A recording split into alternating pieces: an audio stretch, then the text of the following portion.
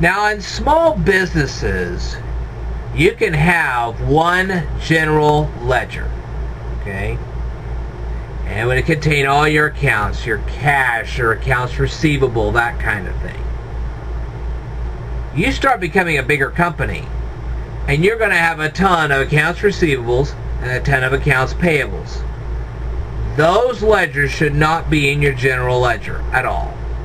And the reason for that is because your general ledger is going to get to be so thick that it's going to take a forklift to lift it. And going through that thing, are you kidding me? No way. And you say, well, we deal with computers nowadays. Still, you're trying to locate files and folders on a computer. Wow, what a trip. One ledger to do that? I don't think so. You need subsidiary ledgers. No question about it. Alright? So whether you're doing this on a computer or you're really just doing this on paper, you really need to have subsidiary ledgers. Alright? Now, subsidiary ledgers are represented in a general ledger by what is called a controlling account. Okay, so if you have an accounts receivable ledger which is separate from the general ledger, then you'll have an accounts receivable account in the general ledger. Okay? And the same thing with accounts payable. You have a separate accounts payable ledger, but there is an accounts payable ledger in the general ledger. Okay?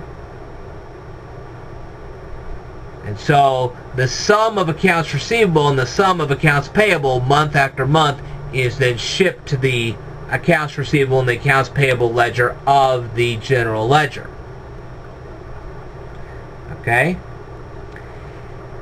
And then, of course, you can also have something called a multi-column general journal.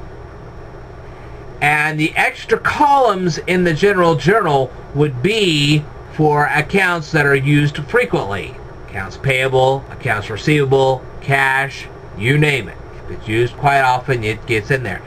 But the thing is, if you have too many columns in the general journal, okay, if you have too many multi-columns in the general journal, that thing's going to become super humongous, and it's going to be like reading a map. So you don't want too many columns on a general journal. You really don't. Okay? So therefore you can actually then develop special journals that you can then send a general total to the general journal. Now, what kind of special journals can you have? You can have a purchases journal. Now this would be the kind of journal where you're making purchases on account. I personally like to make purchases with cash or check. I do not like to have it on account. But there are a lot of people who do. And if you're running a business and you have a good credit line, you might want to buy some of your, especially your merchandise, okay? If you're in a retail business, you want to buy a whole bunch of merchandise to put on your sales floor. You may want to have a purchases journal to do that.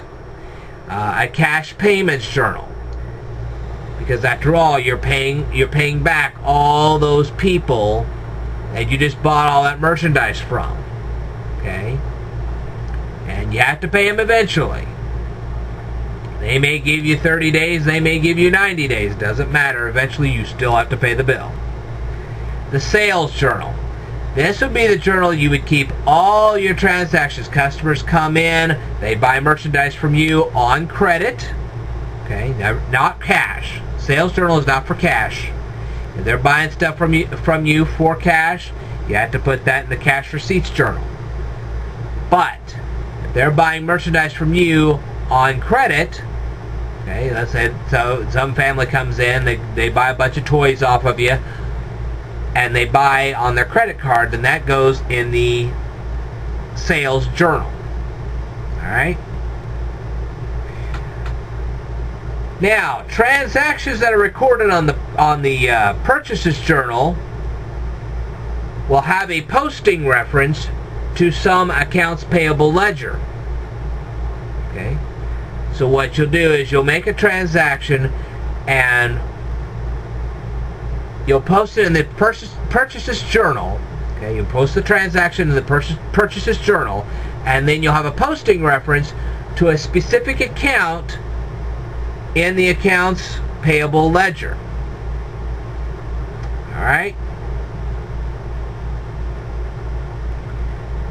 Now, same thing with the sales journal.